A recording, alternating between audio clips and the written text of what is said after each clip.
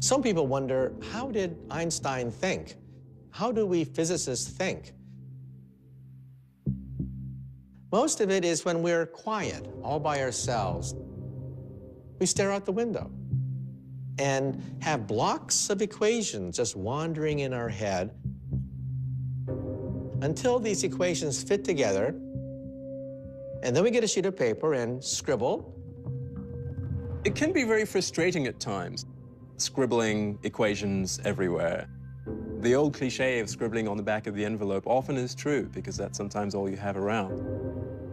He was always thinking in pictures, visualizing things. When his father gave him a compass, he would just sit up night after night watching the needle point northward. It would send chills down his spine. Einstein once said, "I want to know God's thoughts in a mathematical way." Einstein wanted an equation, perhaps no more than 1 inch long, that would encapsulate all physical laws. The beauty, the majesty, the power of the universe into a single equation. That was his life's goal.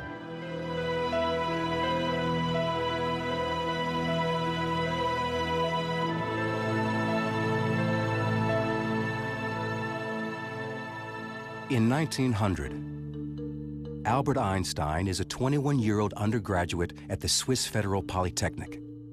That this young man will one day be synonymous with genius was something none of his professors would have predicted.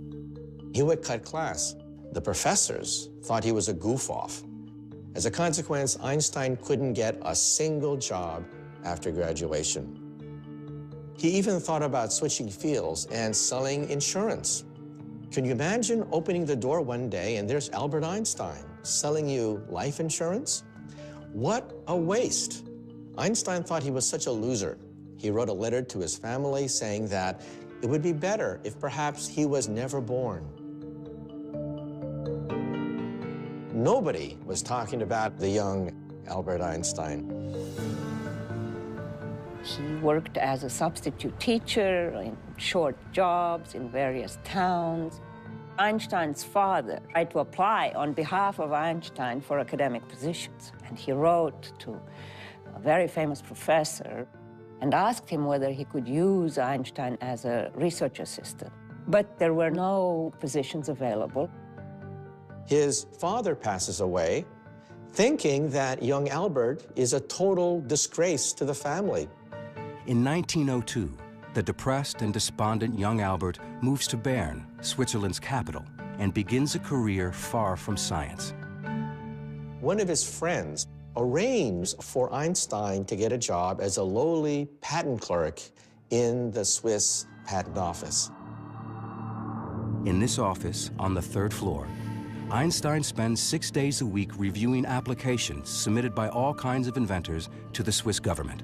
Given a patent, you had all this information, and he had to strip it down to the essence, and that honed his skills as a physicist. He would very quickly dash off all the patents that he had to analyze. He didn't find the work very strenuous. It was not so intellectually demanding. And it would give him ample time to contemplate the universe. He never would have been very good at a university kissing up to a senior professor. He was much better at a stool in the patent office, trying to daydream about what is it like to ride alongside a light beam. From that job, he would launch a revolution which would change world history. Einstein's idle daydreams will profoundly change the way the universe is understood. In 1905, in what's been called his miracle year, he publishes in his spare time 4 visionary papers, the first of which answers the age-old question, what is light? The photoelectric effect. This paper, written by this total unknown, showed that light comes as a particle called the photon. We use that in television, we use that in lasers. In another paper, the 26-year-old Einstein posits something we now take for granted, the existence of atoms. People didn't believe in atoms in those days, but he proved that atoms can actually make small little dust particles move in a liquid. And he calculated the size of atoms. These papers would have been a remarkable career for any physicist, but Einstein is far from finished. He writes yet another paper with the famous equation E equals mc squared. At the simplest level, this means energy can become matter, and matter can become energy. The tiniest speck of matter holds potentially huge amounts of energy.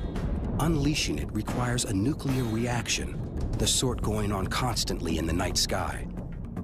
Ever since people began to look up in the heavens, they would say, what makes the stars shine? But it took Albert Einstein to answer the question. Mass, M, turns into E, energy. That is the engine that lights up the stars. Today, E equals mc squared is Einstein's most famous equation. But another theory he publishes this same year is more important and more controversial: the special theory of relativity. When Einstein was a teenager, he enjoyed imagining what it would be like to ride a beam of light. Now, he returns to this daydream, and it changes his life. In the spring of 1905, Einstein was riding on a bus, and he looked back at the famous clock tower that dominates Bern, Switzerland. And then he imagined, what happens if that bus were racing near the speed of light? In his imagination, Einstein looks back at the clock tower, and what he sees is astonishing. As he reaches the speed of light, the hands of the clock appear frozen in time. Einstein would later write, a storm broke in my mind. All of a sudden, everything kept gushing forward. Einstein knows that back at the clock tower, time is passing normally. But on Einstein's light-speed bus, as he reaches the speed of light, the light from the clock can no longer catch up to him. The faster he races through space, the slower he moves through time. This insight sparks the birth of Einstein's special theory of relativity, which says that space and time are deeply connected. In fact, they are one and the same, a flexible fabric called space-time. Sitting alone on a city bus, Einstein believes he has glimpsed a secret of the universe. For Einstein, space was this place where stuff was, and it didn't do anything. It had stuff in it. And so space combined with time to become space-time is a more dynamic understanding of this arena that everything takes place in. It's becoming more alive in a way. He's saying very, very outlandish and very, very strange things. Rarely had anything so radical been submitted to Europe's most prestigious scientific journals. He was a complete outsider to the physics of his day, as he was, being in Switzerland, being a patent clerk. And yet he was ambitious enough to think that he could challenge the whole of the established physics at the time. You always hope that there will be total euphoria, that everybody will say this is a huge step forward in the subject. But that rarely happens. Whatever one's concept of time, it passes slowly for Einstein at the patent office. He submits papers to important scientific journals, the best scientific journals, and hopes for the best. And the best doesn't come for a while. He was anxious. What was the reaction of the physics community to his great paper? Silence. Einstein got very depressed. 3, 4, 5 months must have felt like an eternity to him. And then Einstein's papers fall into the hands of perhaps the one man who can fully understand him, Max Planck. Max Planck is the greatest theoretical physicist in Europe. Planck was the editor of Die Annalen der Physik in Berlin. The most important physics journal of the time. Here was Max Planck reading this paper from this unknown physicist. And Max Planck says, there is something here. Planck recognized immediately that this was an important paper from an important young scholar. The relativity paper was published in June 1905. That volume, number 17, is now one of the most famous publications in the history of science. At the time, Einstein wasn't even a scientist. He's still applying for jobs at colleges, high schools, always getting rejected. We call it Einstein's miracle year.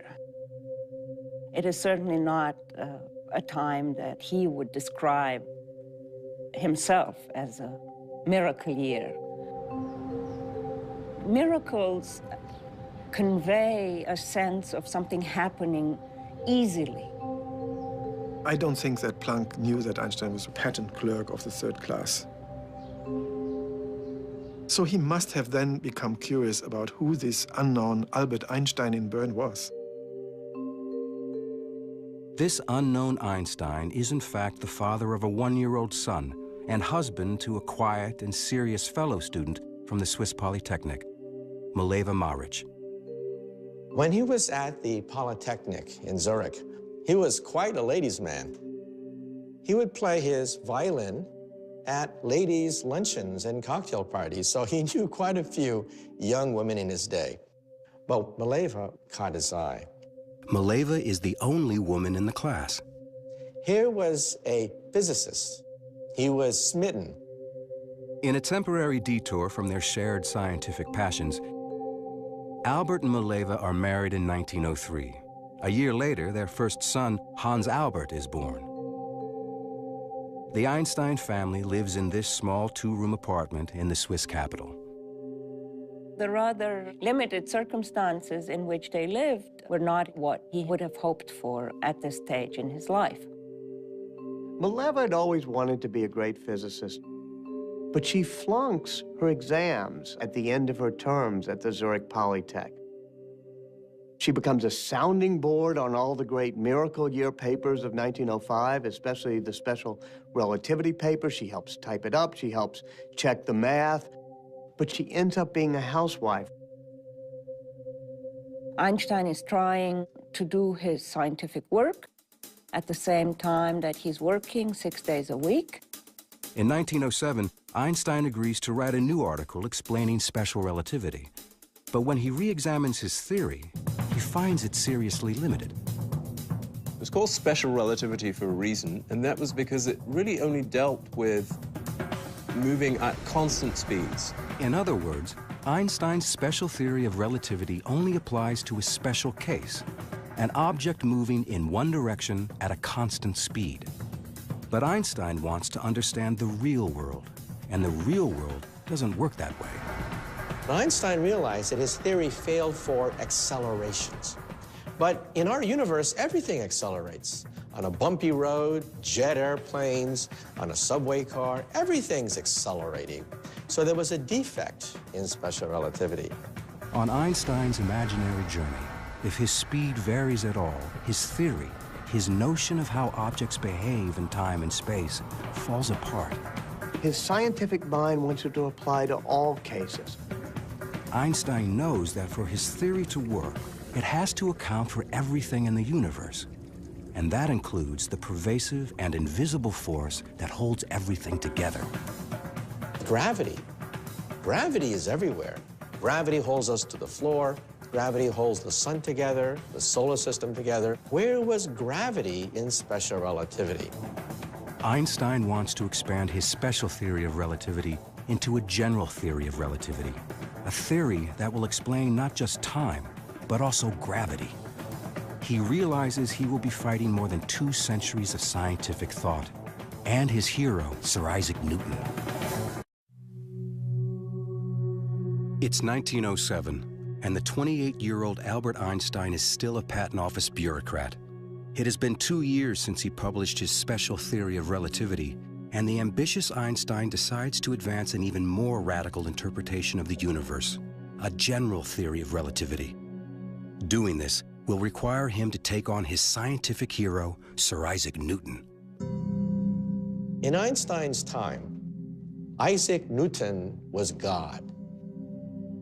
Newton was the founder of modern science. This is the actual first edition of Newton's Principia Mathematica of 1687. This priceless artifacts is the very, very famous book which became the foundation of universal physics for centuries, until Einstein upset the apple cart.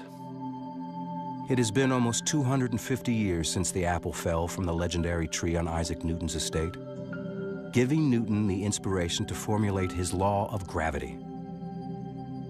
Newton said that if an object falls, it's because there's a mysterious force called gravity pulling it down. But you know, Isaac Newton himself was not satisfied by that. Objects move because they're pushed, not pulled. Objects move because they're pushed. So what is pushing this? Newton didn't know. So Newton simply threw his hands up and said, I don't know. So I'm going to invent something called gravitational pull. And Einstein said, no, this theory can't be right. He was prepared to simply go, I really want to solve this problem. I want to really understand the whole universe. Max Planck said to him, you can work on gravity if you want to, but there are two problems. You're not going to be successful. The problem is too hard. And if you do, no one will believe you. It's an extremely difficult task. It's not clear where to begin or how to go about doing it at all. Ultimately, the thing that gives him that clue turns out to be his old faithful way of reasoning, the thought experiment. So it's what you and I would call daydreaming, but he gets to call them thought experiments because he's Einstein. He's in his office at the patent office, looking out at the window, and he imagined a man working on a roof. And he begins to wonder what would happen if one of those men were to fall off the roof. And then he had the happiest thought of his life, the inspiration of the ages. He had a vision. The man will not actually be feeling his own weight. He would be weightless. And then he imagined, if you're in an elevator and somebody cuts the cord, what happens to you? You fall. But the elevator falls at the same rate you do, so you are weightless inside the elevator. So then Einstein got it. It's as though gravity's been switched off. What's really going on? There is no such thing as gravitational pull. The Earth has curved the space around me, and space is pushing me into this chair. Space itself can be curved. That's crazy sounding. Space is adjustable. It's actually malleable. Space and time are malleable. It's this flexible thing that can be twisted. You bring an object into space, and it distorts the space around it. Why does the Earth go around the sun? Most people would say, well, the sun's gravity is yanking the Earth toward the sun in a circle. Wrong. The Earth is going around the sun because the sun has warped the space around the Earth, and space is pushing the Earth toward the sun. He had a new theory of gravity, a new theory of the universe. Einstein publishes his ideas about gravity. At the same time, his work on the atom brings him increased attention. As a result, in 1911, he's offered a position as a full-time scientist at the University of Zurich.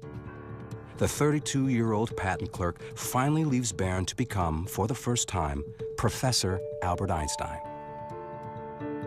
People start realizing that those miracle year papers of 1905 are probably right. And he starts getting invited to the Solvay conferences, which are the gatherings of the greatest physicists in Europe.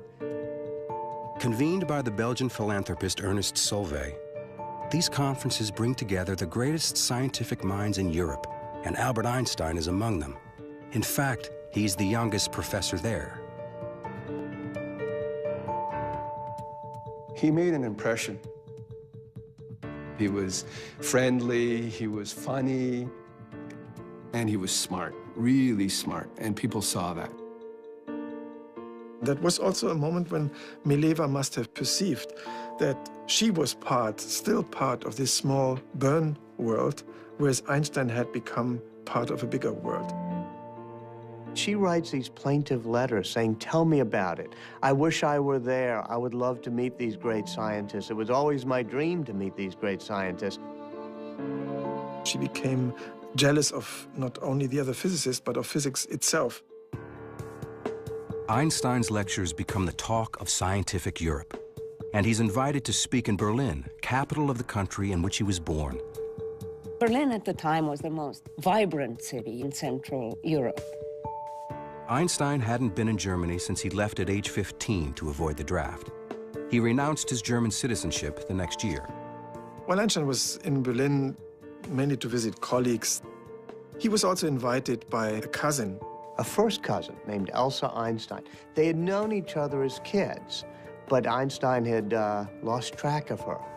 Living on her own, had divorced, she had 2 daughters.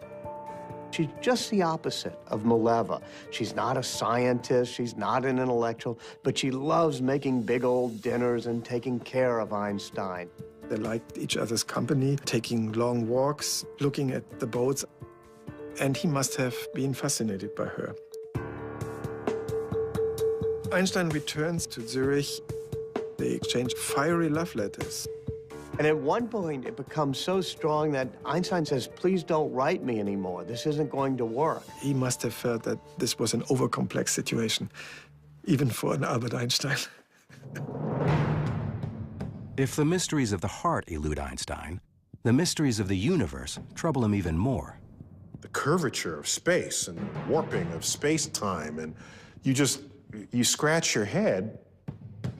He has now been struggling for 4 years to more fully develop his general theory of relativity. His theory of relativity is so complicated that very few people can understand it. Somebody's got to test it. It's not a testable hypothesis. It's not science. It's science fiction. Einstein knows he's on the right track towards solving his theory. Now he must find a way to prove it. It's 1911. For 4 frustrating years, Einstein has struggled to perfect his general theory of relativity. His theory won't be accepted until he can demonstrate this radical concept. Suddenly, he is struck by an idea. If he can shine a beam of light through an area where space is curved, then according to his theory, the beam of light will actually appear to bend. Light only knows straight lines. What's bent is space. What could have enough gravity to bend light so much? Well, what about the sun? 300,000 times more massive than the Earth, the sun is the perfect object for Einstein's experiment. But how can anyone shine a beam of light around the sun? He says light from a distant star, as it passes right next to the sun in the sun's gravitational field, will be bent. Because space is bent around the sun. But even if Einstein is right, he'll never be able to see it happen because the sun is just too bright. Except, when is the sun covered so that we can see what's around it without being blinded by the light? That only occurs during a total solar eclipse. Here's the sun, and it's blocked by the moon, and suddenly all the stars come out. He figured if you have the sun here, and there's stars way back here, and the light's coming in toward you, it will bend slightly. So to your eye, you think that the stars had gone out like that. Light going around the sun. That's something that even his mother could understand. Nobody actually was willing to say without doubt, this is the truth, until somebody can prove it by taking a picture. So who do you turn to? You turn to the astronomers, the astrophysicists. Our laboratory is the entire universe. By 1912, Einstein believes he is finally on the verge of proving his long percolating and provocative theory. He publishes this revolutionary prediction and puts the call out to the astronomy world. Go out and measure. He said, go to an eclipse and do this observation. Nothing happened. He actually wrote to well-known astronomers trying to interest them in doing a test, and was a little discouraged, I think, because he discovered, as people often do, that astronomers are busy people with many things to do and don't necessarily drop everything at the drop of a hat, even for Einstein. It's a frustrating and bitter setback for Einstein. But then, at the Berlin Observatory, a young assistant answers the call. He's an impassioned and brazen young man who's willing to go, quite literally, to the ends of the earth for Einstein. His name is Erwin Finley Freundlich. Freundlich was in his early 20s. He wanted to make a name for himself. He got a sense that here is my chance. This is new stuff. It's important stuff, and I could be part of it. I've seen the letter that goes in the other direction from Einstein to Freundlich, and it's all filled with this excitement. You astronomers can do great help to me by finding proof of the relativity theory. And that's Einstein, the human being, who is trying to get somebody to do things for him because he needs him. He finds out from Freundlich that he's getting married to his girlfriend, Katja. And they're going to honeymoon in the Alps. So Einstein says, come to Zurich and let's meet. Freundlich is on his honeymoon with his bride, and he goes to meet Einstein. He's looking for him out the window, and there he is. There's Einstein. He can recognize him because he's wearing this straw hat, and he's standing out like a sore thumb. And this is the famous Einstein that he's corresponding with this prediction and this great opportunity. And he's going to get to meet him. So he gets off the train and he shakes his hand and they're all animated. And before they can talk, they whisk the couple off the train and they go to Frauenfeld nearby. It's a suburb. To their surprise, the newlyweds are spending their honeymoon in an auditorium, listening to Einstein speak. And in the middle of the lecture, Einstein says, we need this eclipse test, and the man who's going to decide is sitting in the audience. His name's Erwin Freundlich, and there he is, and everyone looks, and Freundlich has to stand up and be recognized. And so Freundlich was thrilled, this recognition at this great meeting. On the way back to Zurich, Einstein engages Freundlich in an intense discussion about gravitation while the new fiancée, Katja, just looks at the scenery. They start hatching up that plan of going to a total solar eclipse. The problem with the total solar eclipse, of course, is that it's only visible over a small area of the Earth because the shadow of the moon is actually only a few miles wide. They get these tables and they realize that the next total solar eclipse will occur in the Crimea, which is in Russian territory, on the 21st of August, 1914. Freundlich goes to his boss, says, look, let's go to Russia. I'm collaborating with Einstein. Will you put the money up? And he says, no way.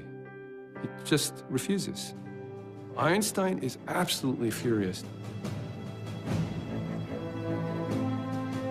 Reaching beyond the European scientific establishment, Freundlich writes to the director of the Lick Observatory near San Jose, California, a rugged outpost of American astronomy. It was a community living on the mountain. They all had their families, their wives were there, their kids were there. They were depending on each other for survival. For many years, it had the largest refracting telescope in the world. But most importantly, it has William Wallace Campbell, a pioneer of eclipse photography.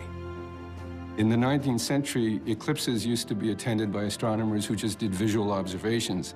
I saw this, I saw that. They would draw diagrams, and if people disagreed, it was one guy's word over another.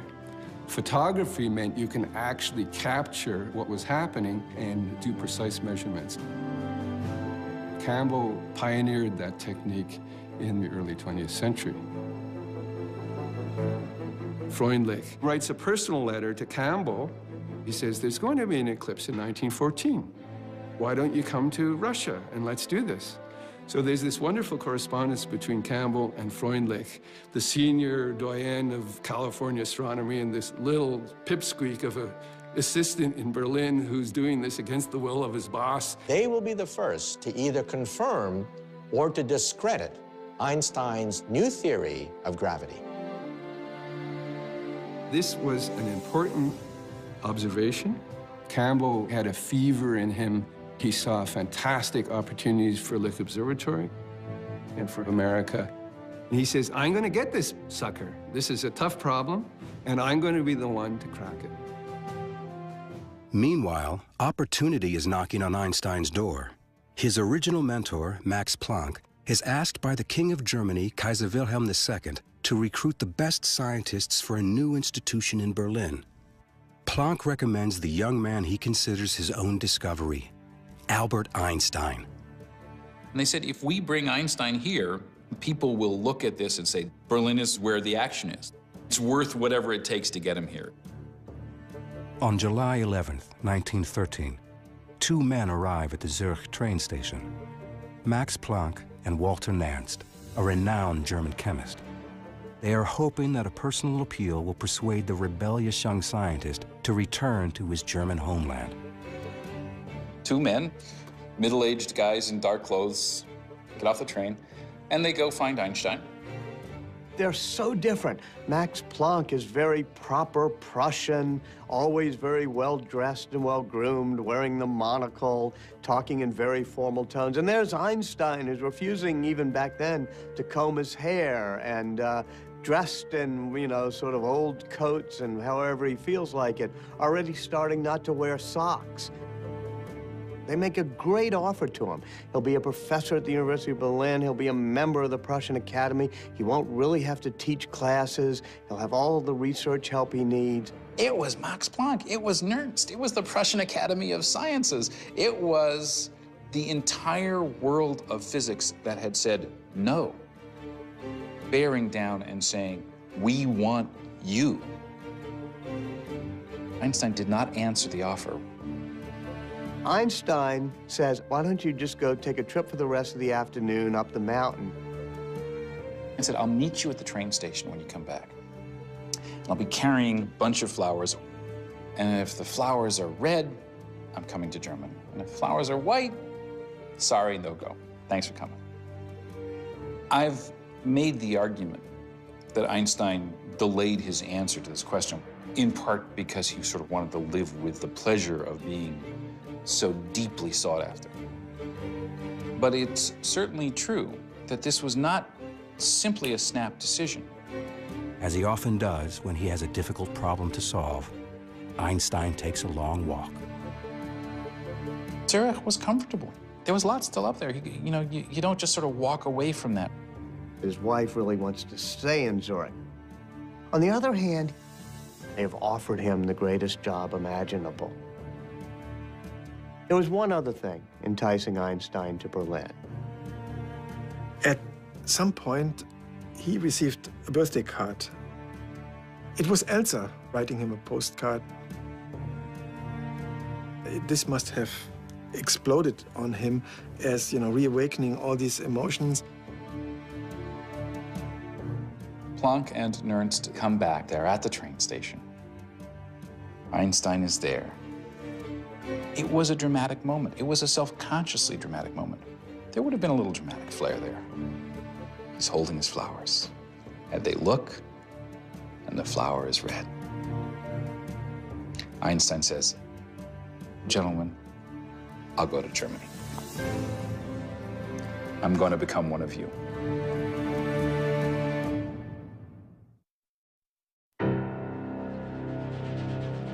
By April 1914, Einstein's world is looking brighter.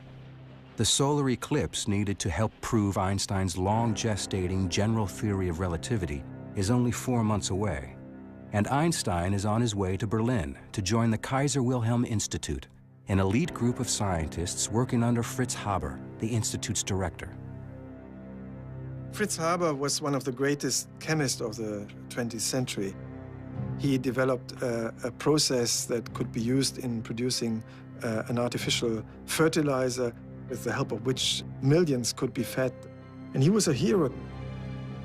Haber and his family host Einstein's wife, Mileva Maric, while she looks for an apartment for herself, Albert, and their 2 children. Haber observes that resettling in Berlin seems to be unsettling relations between Einstein and his wife. Mileva always was a brooding and somewhat despondent woman. And in Berlin, it gets much worse.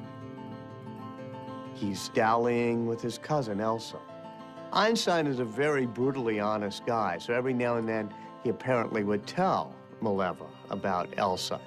And they start fighting with each other. Not surprisingly, the man who approaches the universe in a unique way has a rather unconventional approach to married life. Einstein gives Mileva an ultimatum. If you want to stay married to me, you have to do the following things. It's a contract. It says you have to bring me my meals in my room. You have to speak to me only when I want to have conversation. You're not to expect intimacies from me. More power to her. She doesn't sign this contract. She decides, no, I'm not going to go for that. She goes and stays again with Haber and his wife, Clara. In that time, Haber is sort of a go-between and is negotiating. He's trying to hold them together. He's the one who keeps seeing if maybe they can come to an accommodation. They both respect him. But Haber's best efforts to save the Einsteins' marriage are a failure.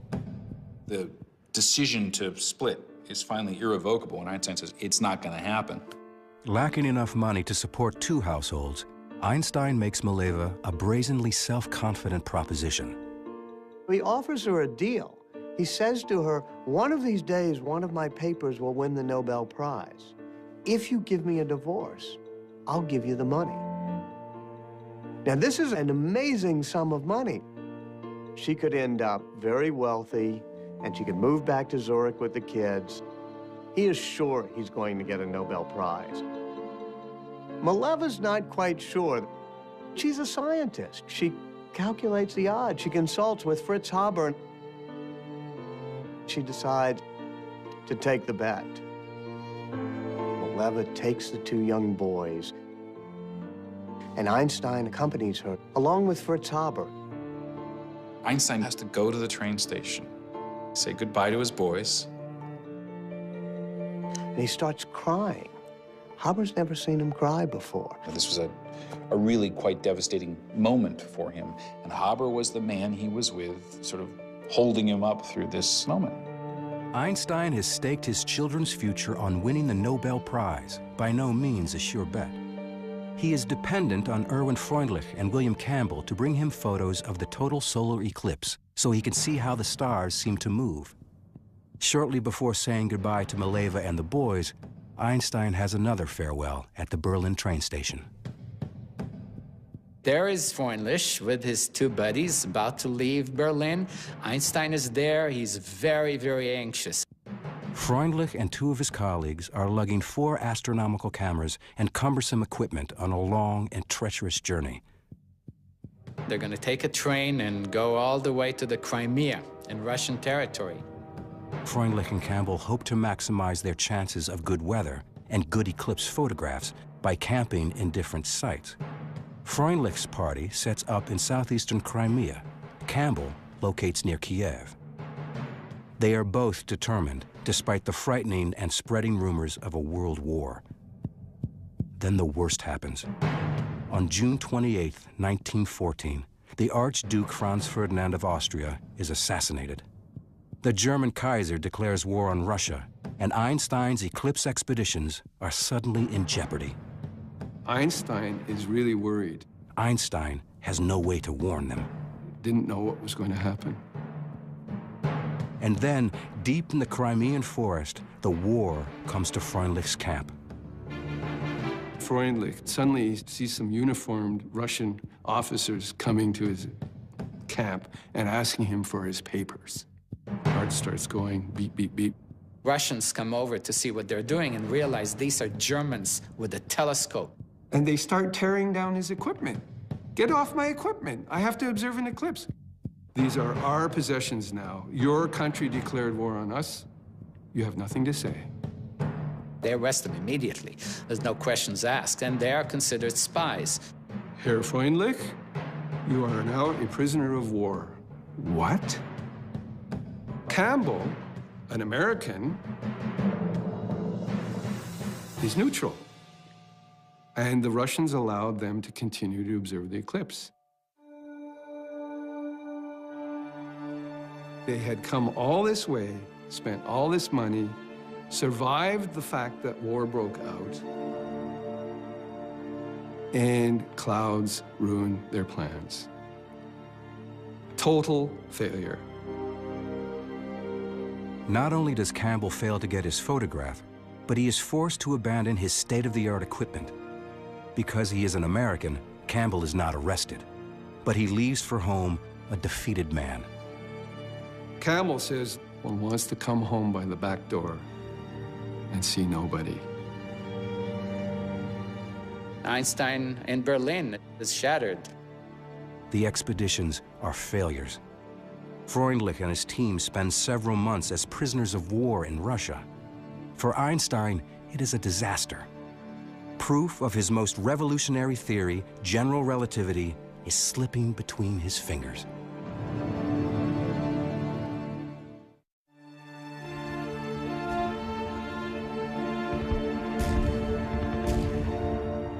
The outbreak of World War I leaves Einstein's Russian eclipse expedition in shambles and threatens to further obscure the long-sought proof of the relativity theory on which Einstein has labored for years.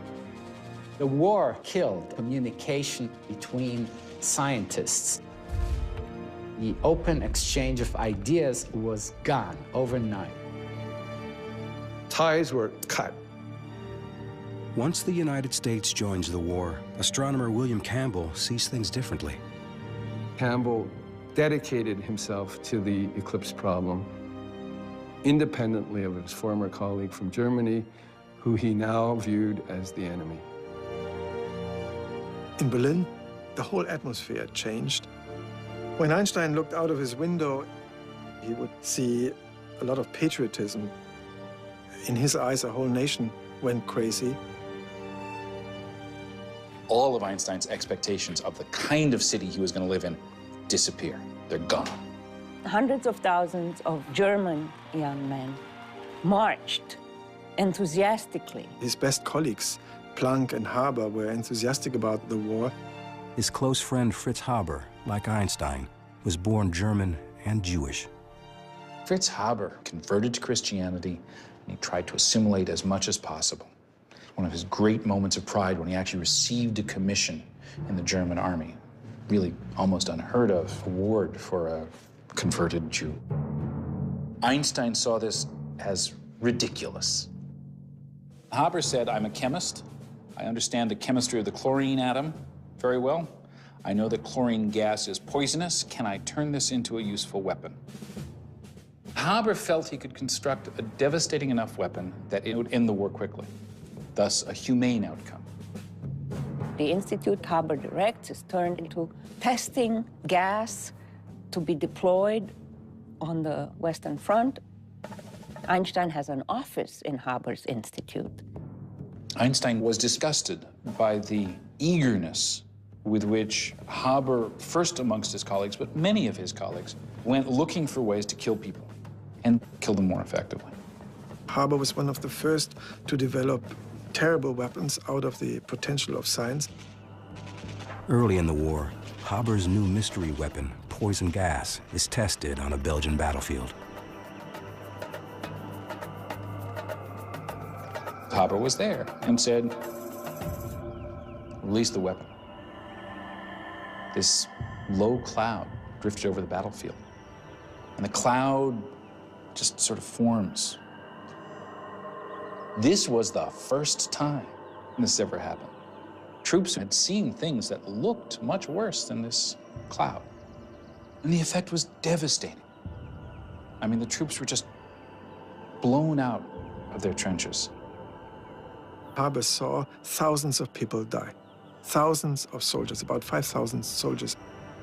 Your lungs begin to fill with fluid, and as the deterioration of your body continues, you can lie there on dry ground, in effect drowning. Albert Einstein takes a look at his close friend and his, intimate professional colleague and says, in effect, you're pathological. This is grotesque. He writes a letter to a friend in Switzerland that says, all our supposed technological progress is like an axe in the hands of a madman. Haber never resented it. And it's so strange that he befriended Einstein so closely. They were living on different planets. The war posed a big dilemma for Einstein because in his personal relationships he respected and was even fond of his colleagues, but rejected their wholehearted support of the war. He comes across this very publicly hyped and published document called the Manifesto of '93, signed by 93 leading German academics, including the people who brought him to Berlin and the people he most values, Haber, and above all, Max Planck. The manifesto says Germany had to fight, it was justified and morally acceptable to fight in this war. And this shocked Einstein. In effect, a betrayal. This was the moment when Einstein realized that there were some things about life outside physics that were important enough that he had to actually go out on a limb and take some personal risk to defend. He actually tries to present a counter-manifesto of other German academics who say, no, there's something else out there besides national pride, national competitiveness, national fury. And 4 people sign the manifesto. It goes nowhere, never published, it fails. He becomes a pacifist. He becomes a war resistor. And Einstein was nearly alone. He's isolated. He's being rejected by his colleagues. His marriage is breaking up. He's having a custody battle for his kids. He immerses himself in his science. The isolation has a positive outcome as Einstein looks again at his general relativity theory. He refocuses on the mathematical equations. One day, he looked back at the calculation for the bending of light as it goes around the sun, and he suddenly realized his earlier calculation was wrong. What would have been found had Freundlich done the observation was only half the deflection that's there, half the bending of the sunlight. It would have discredited Einstein's theory. It is an embarrassing but serendipitous discovery.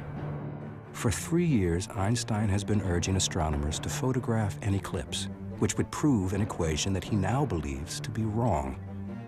Einstein has always considered the failed eclipse expeditions to be setbacks. In fact, they may have saved his career. The war raging all around him, the physicist retreats to his study.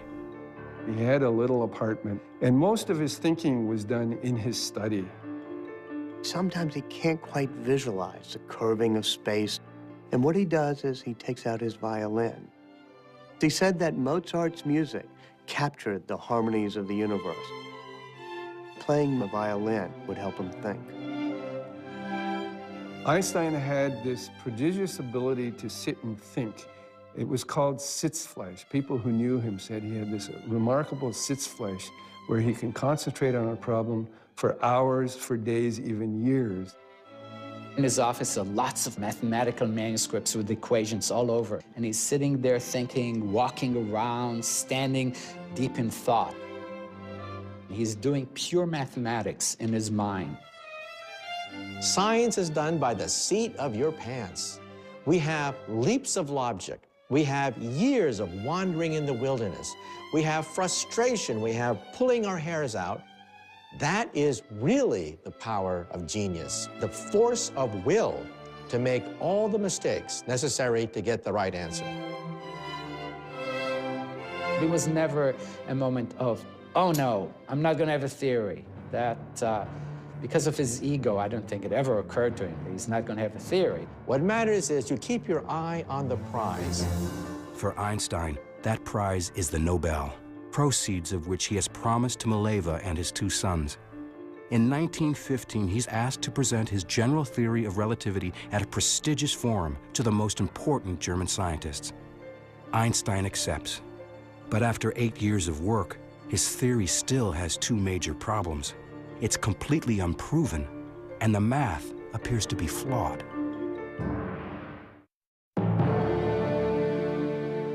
After nearly a decade of work, Einstein's general theory of relativity is still far from finished. His math is wrong, and without the correct calculation, his theory can't be proven. And now he's scheduled to deliver a paper to the most prestigious scientific gathering in Germany. Prussian Academy, it's a very formal place. It's a place that knows how distinguished it is and how historically significant it is. These weekly meetings you can sort of see as an attempt by at least some of Germany's leading thinkers to act as if the war were not all there was. Einstein is to present his theory of general relativity. The problem for Einstein is he hadn't finished it yet. In the fall of 1915, Einstein was hardly thinking about anything else. He was completely focused on finding the solution to a puzzle that had occupied him for more than 8 years. Einstein is trying to come up with these equations that describe how space is curved. And he's working deep into the night. If you look closely, it's really trial and error. You're not seeing a mathematician who just, throws the ideas, perfect formulas onto the paper of the notebook. He cancels everything and says nonsense. These terms disturb. So he's sort of talking to the math. Sometimes he turns the notebook around and then he, throws it away with disgust. It can be a real blow when an idea you've been working on doesn't work out. This gut-wrenching feeling. Since discovering his math error, Einstein believes he is making real progress. His equations are nearly complete. He accepts an invitation to speak at Göttingen University, essentially a dress rehearsal for the Prussian Academy. Einstein is up at the board writing his equations and trying to describe his problem. In the audience is one of the greatest mathematicians of all time, David Hilbert. Hilbert sits there and listens very carefully to Einstein. He thinks, I can solve the problem. I can do it better than Einstein. There's always this worry that you might get scooped. You become a little bit paranoid, or sometimes a lot paranoid. There's always this feeling I have when I have a good idea, which is that, well, if I've had this good idea, that probably means that someone else is going to have or has had this good idea too. Einstein goes back to Berlin, and Hilbert goes into his own office. And Hilbert sits there and thinks and tries to race Einstein to the big prize of general relativity. He was one of the greatest mathematicians of his time. A controversy between the two giants, a giant of physics and a giant of mathematics. Hilbert, the nasty guy here who thinks he can beat Einstein, starts working. Hilbert thought that physics was much too important to be left to the physicists, or the mathematicians should take care of it. Stakes are very high here. All or nothing. To unlock the secret of light, to unlock the secret of gravity. Nobody can ever say that Einstein is not a fantastic mathematician, because at that moment, the problem is distilled into pure mathematics. Several times, Einstein thought he had it. When he submitted one of the versions to the Prussian Academy, he wrote his son in Switzerland, you will later understand that this was a great day that changed history, and your father was, producing it. But it turned out, again, to be an erroneous version. He had to change it a week later once more. He had tried many alleys before, and they turned out to be dead ends. How long do you wait developing this idea, writing the paper, working out all the consequences before publishing it? Einstein had to be really afraid that Hilbert would actually take over the whole game and publish the final equations of general relativity before him.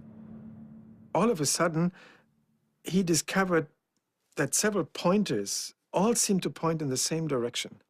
Einstein remembered that he had given up a very radical solution that he had stumbled upon already in 1912, and that he had then discarded because it looked just physically too unfamiliar, too unacceptable. But now, after he had tried out all these other alternatives, he was ready to return exactly to that equation, back to an equation that he had earlier considered and then discarded 3 years before. You realize that you've been wrong in a real flash of inspiration because you realized what you should be doing. He had it all in his drawer. And that's, of course, then a glorious moment. There it was, the equation that he had discarded, and now it looked much more promising, much more useful than it had in the winter of 1912. It isn't always a dark time when you realize that you're wrong. Sometimes it's a wonderful time. The excitement for Einstein comes with the realization that the answer for his new theory can be found in an old astronomical riddle. Einstein began to look at a mystery that had puzzled astronomers for generations. According to Isaac Newton, the planet Mercury should be going around the sun like this. But it was known for quite a while that the orbit of Mercury deviates from Newton's laws of motion. It tilts a little bit. So the orbit, instead of going like this, begins to tilt. And it begins to make a pattern like the petals of a flower. Einstein realizes his thoughts on gravity might explain Mercury's orbit in ways the Newton's law could not. Was Newton wrong? Einstein says, maybe it's my theory of gravity. Is this simple enough to explain all the experimental data? He calculated painfully the orbit of Mercury, and there was a near perfect match. His equations on a notepad matched the motion of heavenly bodies in outer space. He has heart palpitations, and he suddenly realized, oh my God, the theory is correct. He was so filled with joy that he couldn't make his brain focus. And for Einstein, that's a big deal. He finally gets the equations right, just as David Hilbert does. There's a little bit of a dispute. Who got the equations first? There's a lot of rancor at that moment. Einstein gets so hurt. Hilbert was very gracious. He says it's Einstein's theory. Einstein deserves the credit. He's victorious. The theory is Einstein's. On November 25th, 1915, a momentarily triumphant Albert Einstein holds in his hands what he believes is the final equation for the general theory of relativity, his theory of gravity, just in time for his presentation at the Prussian Academy. He goes to the Academy and he speaks. Not for very long. It's a short paper. With that, you have the general theory of relativity, which describes how space and time tell matter and energy where to go. Matter and energy tell space and time how to look. Utterly different view of what our universe is like. Who knows how much applause he got? Nobody does. Everyone suddenly found themselves confronted with the idea that this strange German Jew had overthrown Newton's ideas of gravity. What exactly this meant now, no one was quite sure. There's still no physical proof of it. No one understood Einstein.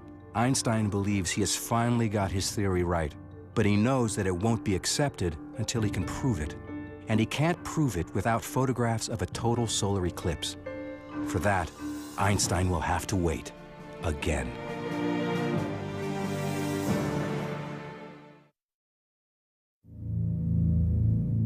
Einstein publishes his completed general theory of relativity in 1916 with the corrected mathematical equation. But there is still much work to be done. He needs photographs of a rare solar eclipse to prove the theory's accuracy. But in war-ravaged Berlin, now under blockade by the British, even the basic necessities of life are hard to come by. Surrounding him, Berlin was an impoverished city, and the hunger grew so bad that there were hunger riots. In the middle of a harsh winter, Einstein's intense productivity comes to a sudden halt. The reason he stops is he's exhausted and he's sick. Bad stomach problems. He's really, really, really sick. He writes, I don't eat, I haven't been able to sleep, and he succumbs to a physical and a mental breakdown. Einstein retreats to a small apartment in Berlin. His cousin Elsa becomes his nurse and savior. Elsa keeps cooking for him, bringing him food, eventually having Einstein move in with her.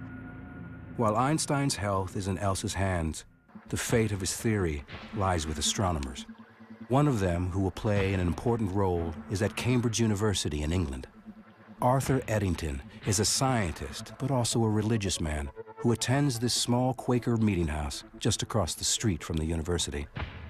Sitting in the back row at this Quaker meeting, full of people sitting quietly, is Arthur Stanley Eddington, head of the Cambridge Observatory, known all around the world as one of the most brilliant minds in astronomy. The war has taken a heavy toll on Eddington and his fellow Quakers, nearly all of whom morally opposed the war and refused to fight the Germans. He's one of the few men left. It's just him and the women. Day by day, men were disappearing from these benches. Not because they were going off to fight in the war, but because they were being arrested for being conscientious objectors. Anti-German feeling cripples scientific communication. Eddington knows nothing of Einstein's new theory until February 1916, when he receives a package from a colleague in the neutral Netherlands, astronomer Willem de Sitter. Inside is a copy of Einstein's paper that de Sitter has translated into English. Eddington opens it up and realizes immediately that he's seeing something of tremendous scientific significance. And he writes back to de Sitter, no one in England knows about this, no one. So he asks de Sitter, tell me about this, Einstein. De Sitter says, well, Einstein didn't like the war and in fact had written a manifesto against the war. And when Eddington hears this, he says, this is perfect. This is so important, we have to do something with it. The mission becomes more than a scientific quest. Like Einstein, Eddington is isolated because of his political convictions. Eddington sees this exciting scientific challenge as a way to show that scientists across enemy lines can support each other for a higher purpose. Eddington says, relativity is the most important scientific theory since Newton, and it's done by a German, and even better, Einstein, a brilliant, peaceful scientist. He wanted to stand up there and show the world and show his scientific colleagues that an Englishman will stand up for a German. And the Eclipse expedition was the perfect opportunity. But the forces of interplanetary alignment may not wait for the war to be over. The next full eclipse will occur in June 1918, and it won't be visible in England, where Eddington is trapped by war. However, it will be seen in the state of Washington, practically in the backyard of a man who has been down this road before, William Wallace Campbell of California's Lick Observatory. There was going to be another eclipse in 1918, not very far from Lick Observatory in Goldendale, Washington, in the west. If Campbell succeeds in photographing this eclipse, he can be the first person to determine if Einstein's theory is right or wrong. Because there was a war going on, no one else could go. The Europeans couldn't send an expedition, and so he had the field to himself. But Campbell also has a problem.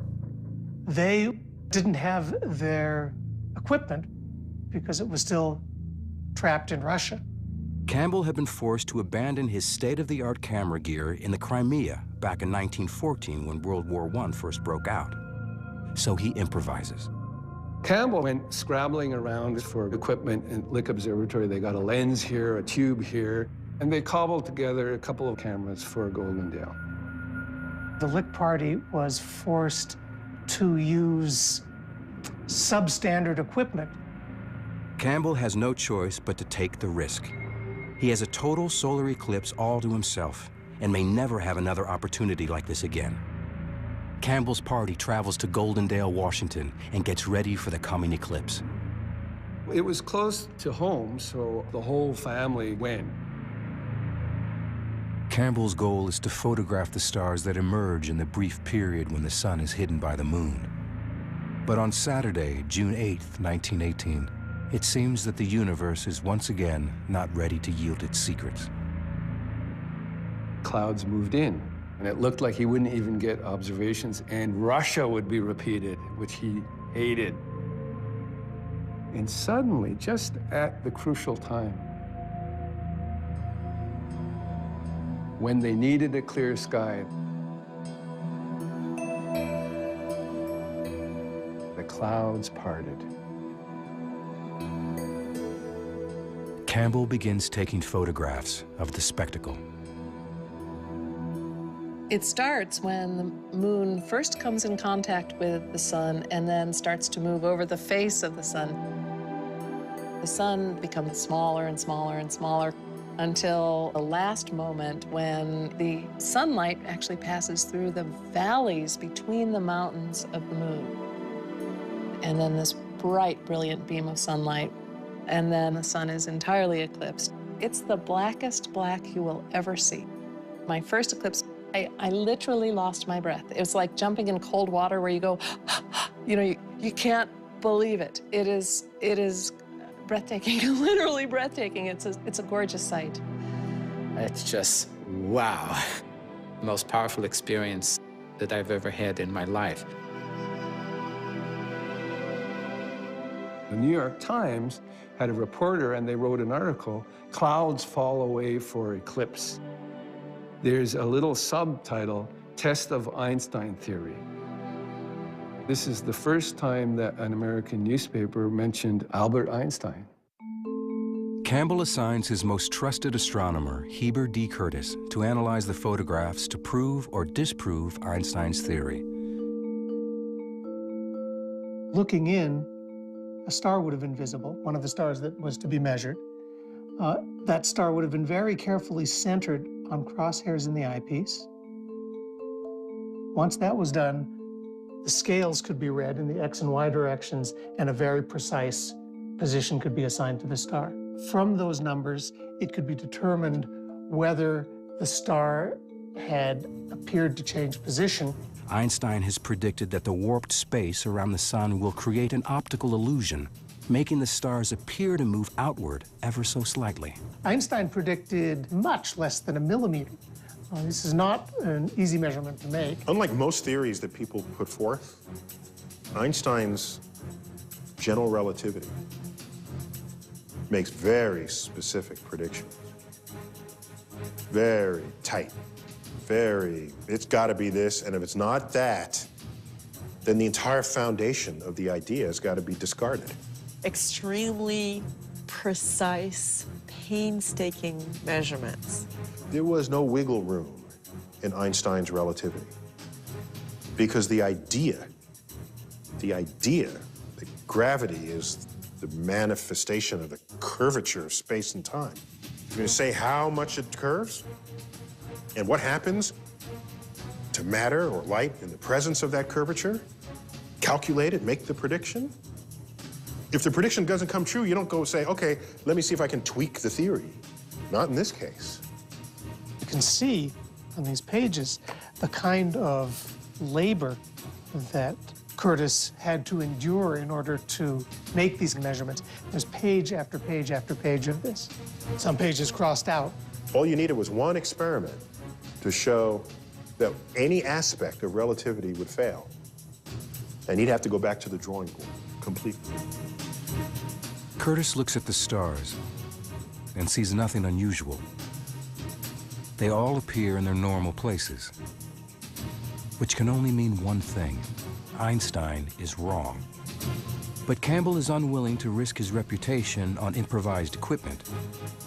Nobody wants to reveal an answer until everything has been double-checked. The best tactic is total silence until you're absolutely sure what you found. Campbell orders Curtis to check his results again and again. As Curtis works in quiet isolation atop Mount Hamilton, Europe is in chaos. The order of Europe changed completely. We have 3 empires that disintegrate within weeks of each other. On November 9th, 1918, Kaiser Wilhelm abdicates the throne. Einstein notes in his lecture book, class canceled due to revolution. In the immediate aftermath of the war, German scientists, including Einstein, are still not allowed to travel. But Eddington can. Einstein learns that he is going to Africa to photograph a solar eclipse expected on May 29th, 1919. As Eddington leaves Cambridge, the hallways are full of crutches and canes. Cambridge begins to fill up with students again, but they're crippled or they're maimed. He had no fanfare. He's heading off on a lonely adventure. Eddington believes in Einstein and hopes to bring back proof of his controversial theory. But in California, astronomer William Campbell is preparing to deliver his own results, and the news appears to be devastating. On two fronts and two continents, the proof of Einstein's theory now hangs in the balance.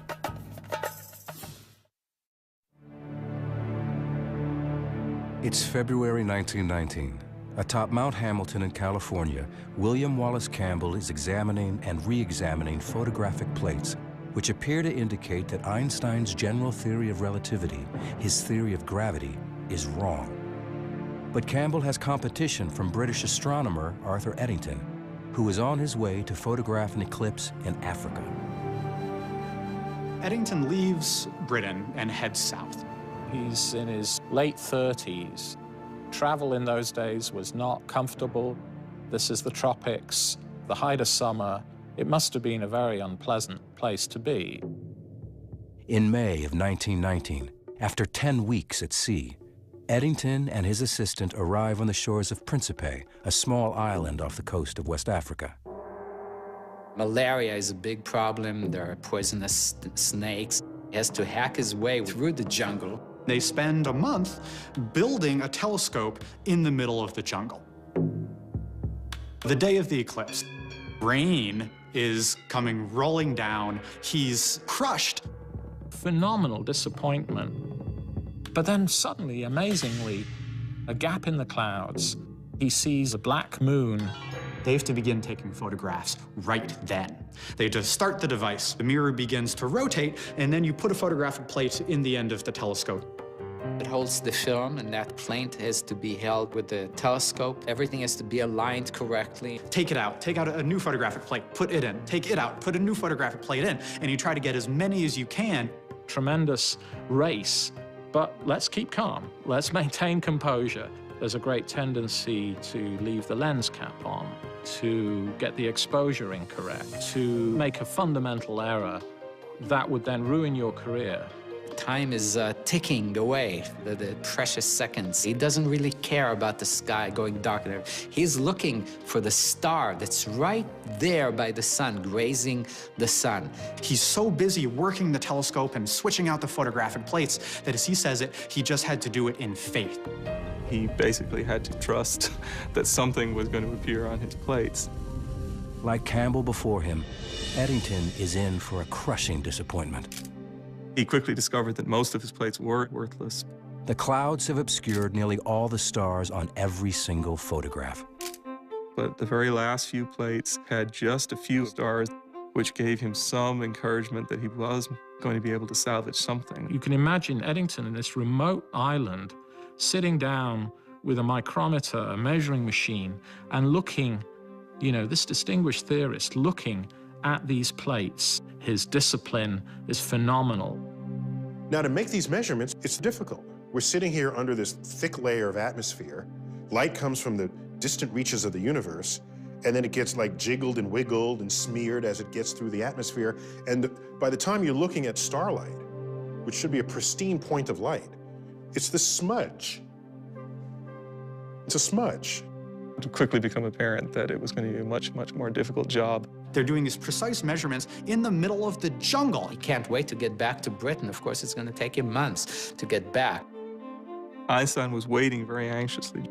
He was getting a lot of letters from friends and colleagues asking if any news was afoot. But relations between England and Germany were very, very frosty, and Einstein didn't think it would be at all appropriate for him to presume to write to one of these English astronomers and ask them what was going on. Eddington returns to Cambridge Observatory just as Campbell sails into London. Campbell is here to address the Royal Astronomical Society, an organization dating back to the age of Isaac Newton. He carries with him the secret results of his eclipse expedition of the year before. Campbell is the first to speak, and he was nervous because there were a lot of emotions flying about this test and a lot of reputations at stake. The anxiety must have been enormous because he's in front of all of his colleagues. There is that one moment, the one moment that you stand before your peers. I don't think you ever really feel ready. Butterflies. And then finally, Campbell announces his results. He said Einstein is wrong, and Lick Observatory says Einstein is wrong. But the session takes a dramatic turn with the reading of a cable from Eddington. His preliminary findings show just the opposite. The British were going to say that Einstein's right. Eddington still had more calculations to do, and it wouldn't be ready for a couple of months. But here we have this special meeting of the Royal Astronomical Society. Everyone's watching. Campbell says Einstein's wrong. The British say, we don't know yet, but it looks like he might be right. Having just delivered a death blow to Einstein, Campbell started to really get nervous sitting in that room. Campbell sends an urgent message to his colleagues back in America, who were about to release their negative report on the eclipse photos. It was an historic cable of 5 words. Delay publishing Einstein results, Campbell. 4 months later, on November 6, 1919, Eddington travels from Cambridge to London to address the Royal Astronomical Society. He has finalized his photographic findings on Einstein's theory. People come down from all over England to see what's going to happen. Everybody is shoving their way in there so they can see what the results are going to be. The portrait of Newton overlooking the whole ceremony. Had Newton been able to look down on this meeting, I think he would have been absolutely fascinated. Eddington begins the meeting by pointing to the portrait of the founder of the Royal Society and saying, "Forgive us, Sir Isaac Newton, your universe has been overturned." The eclipse was partially obscured by clouds, but a few photographs of value were obtained. The secretary of the society records Eddington's results. The measurements of the plates have led to the conclusion that the deflection of 1 second 0.75 at the sun's limb, predicted by Einstein's general theory of relativity, is verified by the eclipse observations. The public interest that gets generated by this is tremendous. Outside of the scientific community, no one had even heard of Albert Einstein, let alone his bizarre theories. Now the public learns that everything they believe about the universe is wrong. The Times of London says, in effect, there is a whole new theory of the world. Ideas we've known for hundreds of years are wrong, and this man, this German scientist, Albert Einstein, has given us a new truth. The New York Times has one of the greatest headlines. Men of science more or less agog over eclipse observations. Einstein theory triumphs. And it is then that the German press also picks up on these events. There's a Berlin magazine that shows him, sort of this romantic face with a already fairly, dramatic hair, and this faraway look in his eyes. And the caption to the cover of this magazine says, a new figure in world history. Although few people really understand Einstein's ideas, soon everyone knows his name. Beers are named after him. Mothers named some of their children after him. Einstein himself never realized that his obscure theory of gravity would excite the public imagination. He says things are crazy here with the press. They all want an article, they want a lecture, they want photographs. It is all a craziness. This is, one of the first great ages of photography. So there are pictures of Einstein.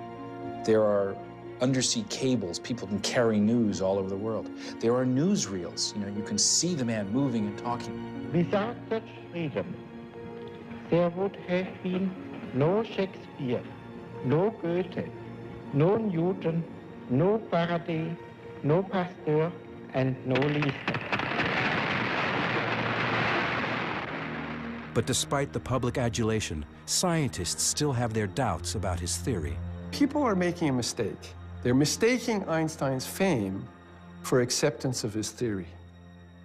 They're equating the two, and that's very far from what happened. A backlash set in.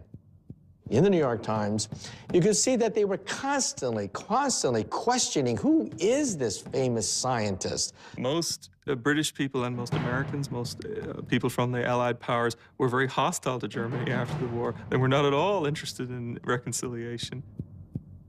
So many people were saying, oh, Eddington was so motivated by the goal of peace and promoting international brotherhood. He was so convinced by the theory that perhaps He allowed himself to be a little bit biased. He's been criticized for fudging the figures. The photographic results from the two solar eclipse expeditions, Eddington's and Campbell's, result in a split decision. Another expedition will need to be mounted. Both Einstein, who has been trying to prove his theory since he first proposed it in 1907, and Campbell, who has been working on the problem since 1911, have tremendous personal stakes in the results. Now it was a matter of not just science, it was a matter of international reputation, it was a matter of personal reputation. This was personal. Campbell checks the charts and sees that the next best eclipse to photograph will be in Australia in 1922, more than 2 years from now. And it turns out, he will not be the only one to take up the challenge.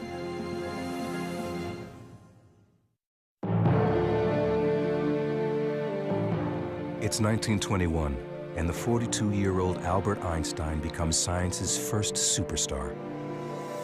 Einstein has this sort of victory tour of the world. In America, the newspapers are reporting as the boat goes across the Atlantic, Einstein is coming.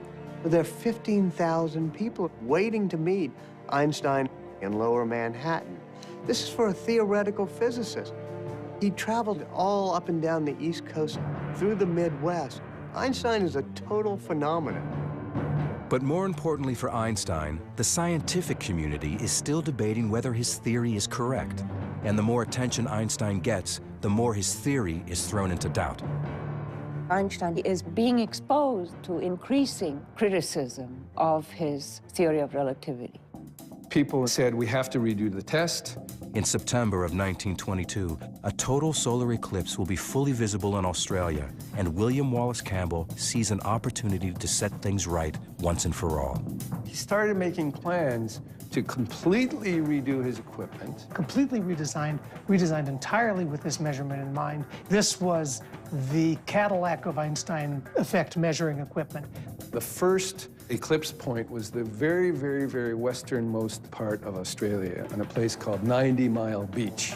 But this time, Campbell is not the only one pursuing this goal. 7, count them, 7 expeditions went to Australia. The British sent an expedition. Freundlich led an expedition. It was the first time he had a chance since Russia. John Evershed, a British astronomer, was able to come from India. The Canadians sent an expedition, and 2 Australian expeditions went. Serious competition to Campbell. The British and Freundlich got clouded out. One of the Australians couldn't get any data. Their equipment was lousy. Poor Evershed from India had beautiful clear skies, but he had technical difficulties, so he got nothing. Campbell, now in his 3rd expedition, is much better prepared. He gets perfect results. And they showed, I think, 92 stars that the Einstein effect was not only there, but it behaved as Einstein predicted, very clearly, very unambiguously. This is one of the lenses which confirmed the theory of relativity. The light actually passed through this lens and actually fell on this plate. This stuff is way cool. I mean, this is the heart. The stars that could be seen around the eclipsed sun, here highlighted, showed just the deflection predicted by relativity. They nailed it. Einstein was so right. It is a proud personal achievement for Campbell and a landmark moment for science. The Lick Party finally succeeds, gets extraordinarily good results, and resoundingly corroborates Eddington's 1919 measurements. Now, who was the first person that Campbell sent a cable to with the result? Albert Einstein. He wanted Einstein to know, boy, did we vindicate you. Boy, did we show that Eddington was right, despite what all the scoffers are saying. For Einstein, this was a tremendous triumph. The eclipse expedition gives us amazing proof of something that looks theoretical, and yet it's very much part of our lives. They showed that space-time around the sun was curving.